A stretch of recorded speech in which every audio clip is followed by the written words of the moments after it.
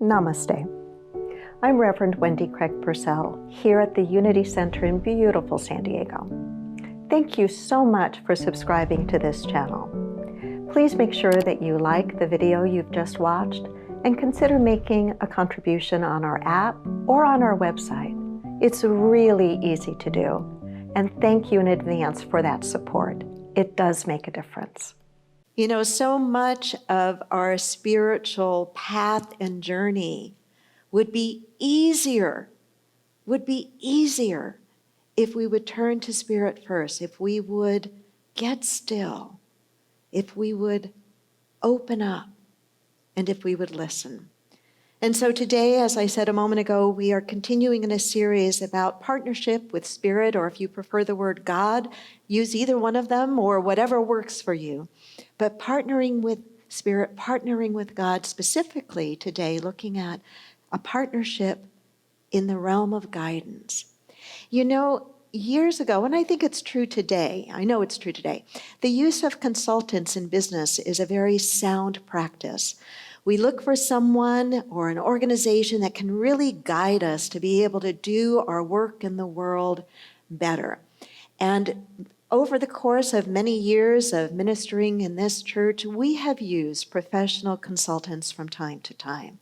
And they have guided us and helped us. They haven't always told us things that were easy to take in, haven't always told us things that were easy to do. But sure enough, being able to rely on someone with a perspective and with knowledge and skill that was beyond what we had at that moment, listening to it, opening up to it, and being willing to apply it, always seemed to put us in a better position.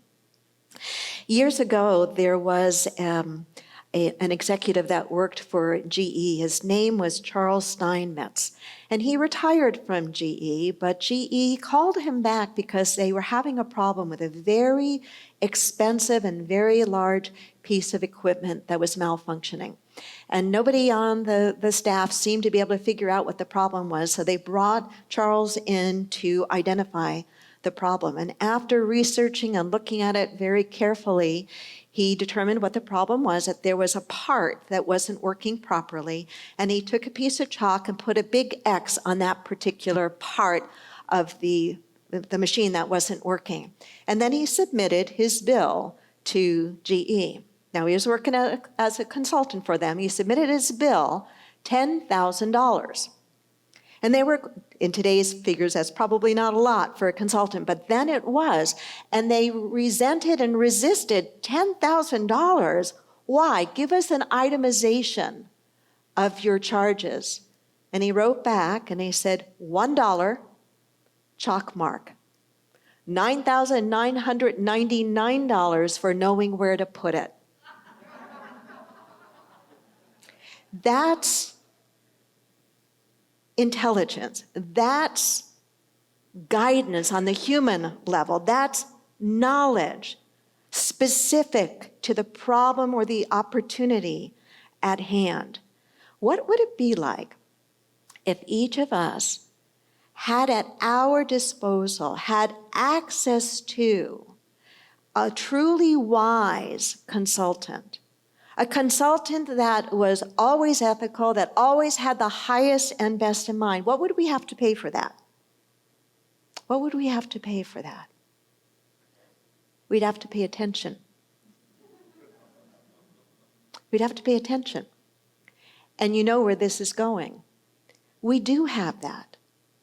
You have that. The person next to you has that. Your siblings have it. Your boss has it, your employees have it, even your ex has it. And it's called divine guidance. It's called Spirit.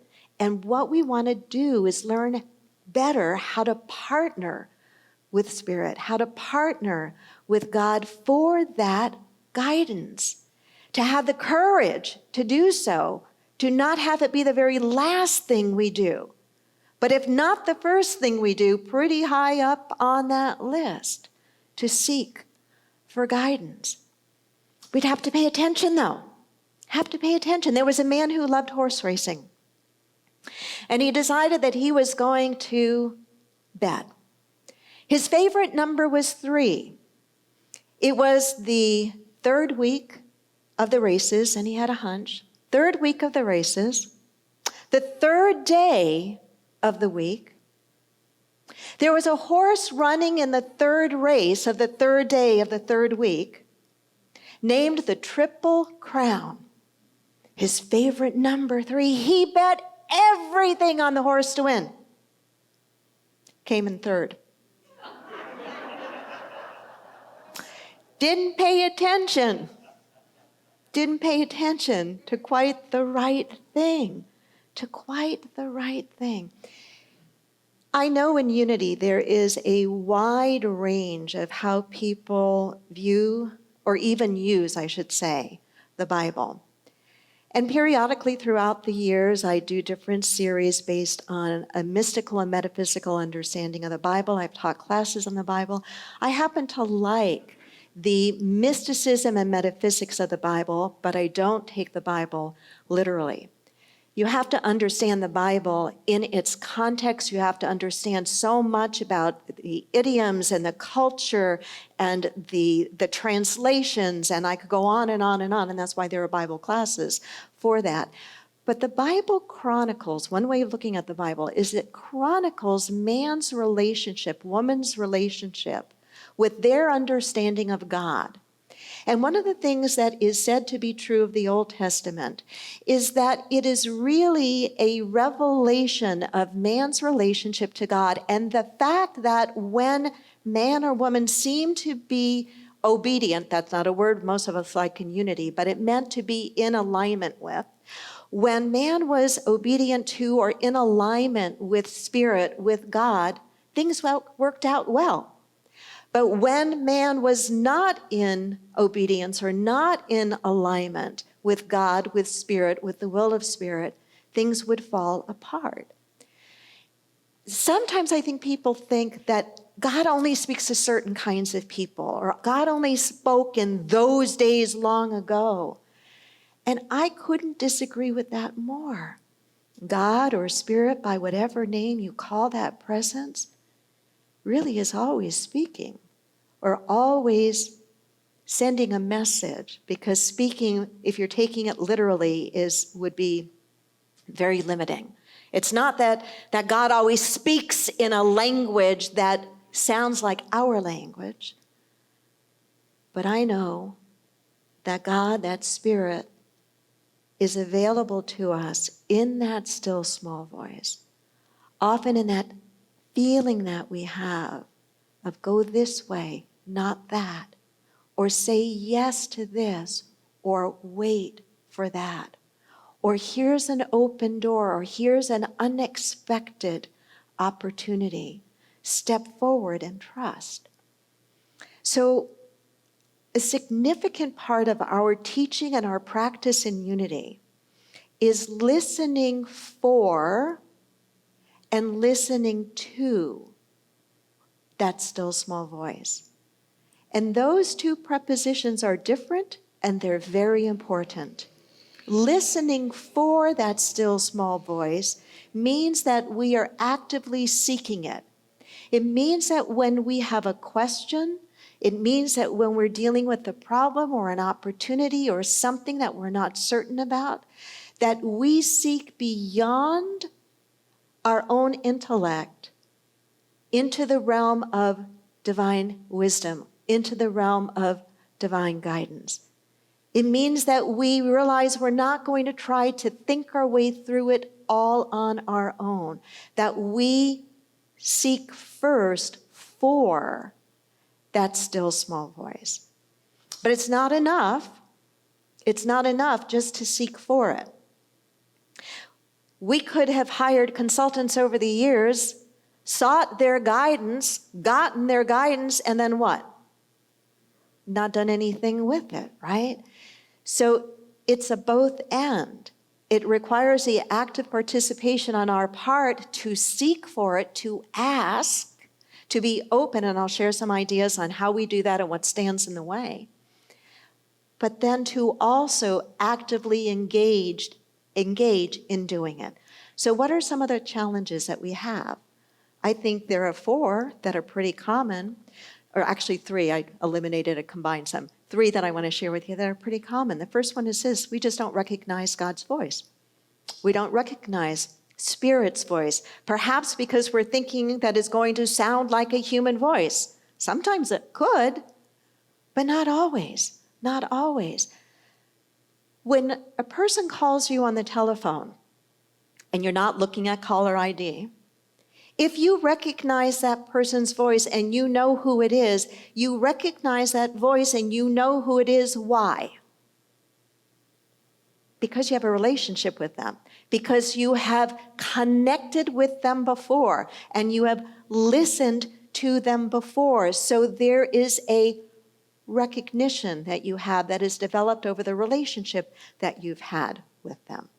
This is why our prayer work, our meditation work is so important. It is why paying attention and getting better at being able to recognize what that still small voice sounds like or feels like for you. And sometimes the only way you know for sure is by testing it out, by trial and error. And they go, oh, wow, that worked really well. I'm going to pay attention to that kind of nuance or that kind of feeling or that sense that I get. There was an older man who had stopped on the side of the road to help a priest that he noticed was standing stranded outside of his car. And the older man offered to help, but said to him, you're the last person in the world I would have expected to be stuck out here without any help. I thought for sure the guy upstairs would be helping you. To which the priest said, he did. He sent me you. You know, sometimes we put these very narrow understandings around how Spirit responds to us. Yes, sometimes it could be a loud booming voice. Sometimes it's a bumper sticker right in front of you at the critical moment in your life that says something like, don't fear. Personal story, don't have time to go into it. But those messages, a book that you open to and the line is right there and it's, that was exactly what I needed.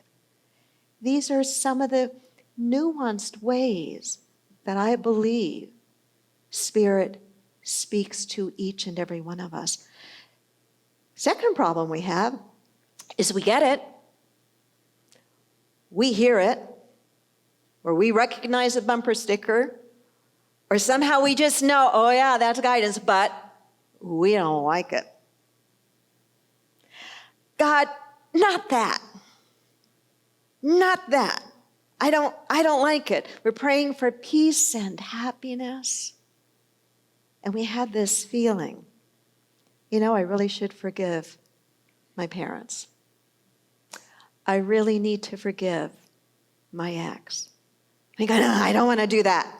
That's too big. That's too big. They hurt me too much. We pray. We get a hunch, a feeling, a sense, but we don't like it and we start arguing with it. It's like the botanist who was out collecting flower samples along a rather steep edge of a cliff. And as he was leaning over to grab hold of a really special sample, he lost his footing. And he started to fall. It was a pretty steep cliff, and he was fortunate enough to grab hold of a branch of a tree. And he's holding onto this branch of a tree, realizing just how far he could fall if he can't kind of get back up or save himself. And he's dangling. But what he can't see is right beneath him, just below his feet, but out of his sight, is a little pathway. But he can't see it. All he's aware of is he's holding tightly onto this branch. And there's a sheer drop. And he shouts out in desperation, as many of us have in our own difficult places in our lives, shouting out either out loud or deep inside of ourselves, God help me. And all of a sudden a voice looms out of the clouds. Let go. What? Let go. What? Let go and trust me. Are you God? Yes, let go. Is there anybody else up there? It's that kind of thing. And maybe I'm only talking to myself, but I rather suspect there might be one or two of you that are eavesdropping on the conversation I'm having with myself and nodding and saying, yeah, there are times in my life that I've been earnest in my prayer, really seeking guidance, and I seem to get at least a piece of it, but it's bigger than what I think I can say yes to, or I don't have all of the answers to it, or it seems a little bit scary. And I go, okay, anybody else up there? Could you just tell me something different? Do I really have to do that? And another thing, the last thing I'll share, that gets in our way sometimes is our impatience. You know, we pray for guidance and we want it when? Now. If we're patient, we want it now. If we're not, we want it yesterday. You know, we want it now. And sometimes we get it now, but not always. Sometimes we have to, it seems to me, sometimes we have to kind of grow into it. You know? Maybe other things in and around us have to happen first before we get the guidance of this is the next step. Sometimes we don't get all of it at once if we get even just a tiny bit of it. But we have to watch some of these things in ourselves, I think. Our tendency to be impatient, our lack of recognition of the ways in which Spirit seems to communicate with us or speak to us or let us know, or our resistance to, but I don't really want that to be the answer. I want a different answer. And this is where I think the practice of surrender, not giving up, but yielding into the divine, is a really advanced practice on the spiritual path, but a really powerful one, and one that I think we grow into over time. So I told you I would share a few little guidelines as well as to how to do this if you don't feel like it's working well enough in your life. Because I truly do believe, I know for every single one of us, we have access to this kind of divine guidance and wisdom. And if we don't feel we're receiving it, it's not because it's not available to us. It's because there's something, either we don't know how, or we have just never sought it and made it a practice, or there's something standing in us in the way. So here's a bit of a very simple way to approach it. The first is this. When you're at a place in your life where you're really wanting guidance beyond just your own best thinking on what to do or not do, ask sincerely. Sit in the quiet, sit in stillness, and ask sincerely. Ask sincerely. It sounds very simple, doesn't it? But ask sincerely and ask expecting that you will get an answer. It may not be the answer you were looking for. It may not be the answer that you immediately go, oh, thank you, that's exactly what I was hoping it was. But ask sincerely, expecting an answer. Some of you will recognize this name. Unity minister who's no longer with us, but was one of the strongest, most loved Unity ministers in our movement, a Reverend Jack Boland. And he made a practice. He totally transformed his life with these teachings. He had been a very, very heavy drinker for many years, literally on Skid Row, and found Spirit and God through sobriety and found unity through sobriety and built one of the most successful Unity ministers in our entire movement. And he would have a practice whenever he was seeking guidance. And I remember him sharing this once, and I've never, ever forgotten it. When he was seeking guidance, number one, he always asked for what he wanted, the guidance that he wanted or needed. But it wasn't enough just to ask. He would write it on a piece of paper. And he would keep that piece of paper in his pocket, fully expecting that eventually he would get an answer, whether the answer came through the mouth of another person who didn't even know they were the mouthpiece for his guidance that he needed, or whether it was a line in a book that he happened to be reading, or whether it was a flash of the still small voice in his mind and his heart. But he would ask sincerely, and he would take his question that he was seeking guidance on and put it on a piece of paper and keep it in his pocket every single day until he had his answer. The second part of the practice is this. It is a willingness, not a willfulness, but a willingness to let go of the outcome. And sometimes that requires a big, deep breath. At least I know it does for me. The willingness to let go of the outcome. That it may not be what I had hoped it would be. It may not be what I hoped it would be. It may be very different. But if I'm willing to let go of the outcome, I open the path for greater growth. I open the path actually for greater opportunity. I'm essentially saying, Spirit, this or something better, and I trust you. And I don't mean a God up in the sky, but I mean the God I talked to you about last week when I gave you 4 very specific aspects of my definition of God. You'll have to go back to the lesson to listen to that whole piece if you want. But the willingness to let go of the outcome. And one of the things that I try to make as a practice for myself is to challenge myself and say, and Wendy, are you willing to trust and to pray for the highest good? The highest good, not just what you think that may be, but the absolute highest good. The third is to keep alert, because God doesn't always speak, or Spirit doesn't always speak during our prayer time. At least that's true for me. Sometimes I get it in prayer and meditation. Sometimes I wake up with it in the morning or the middle of the night, and I just know that I know. And you may ask, well, how does she know that she knows? Because I've practiced for many years.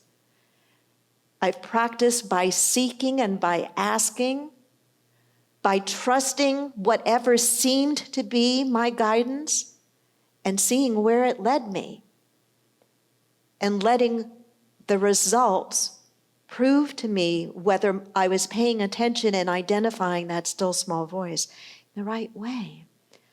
So it requires us being alert.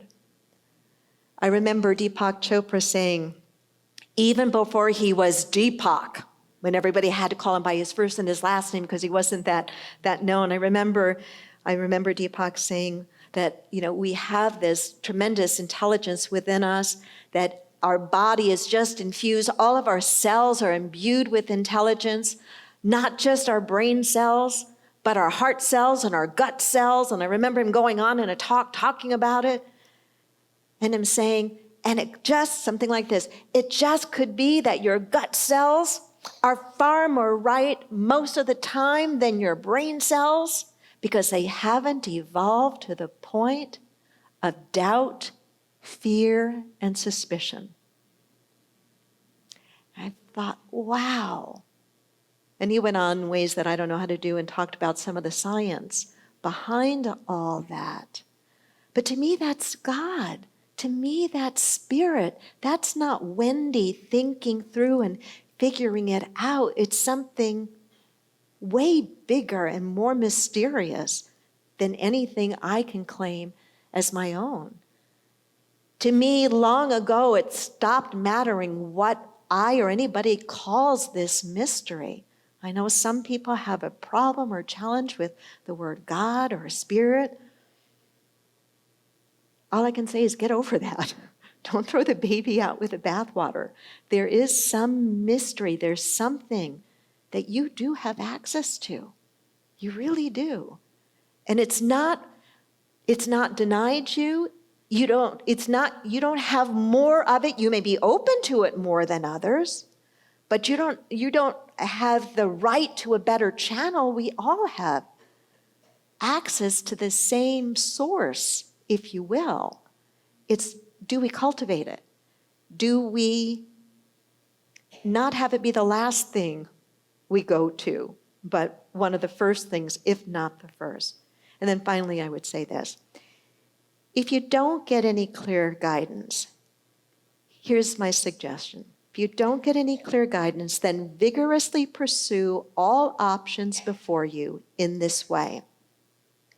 Ask God to open wide the doors along the higher option and to close tightly the doors along the option for the lesser. So if you're just not sure, then pursue the paths before you as vigorously as you can, but with the mindset, the heart set, and the consciousness that says, God, open the doors wide for that which is higher and best for me and all concerned, and close tightly the doors that are not that. I'll close with one of my favorite aspirations, one of my favorite affirmations. God, speak to me in ways I cannot possibly ignore. God, speak to me in ways I cannot possibly ignore. Namaste.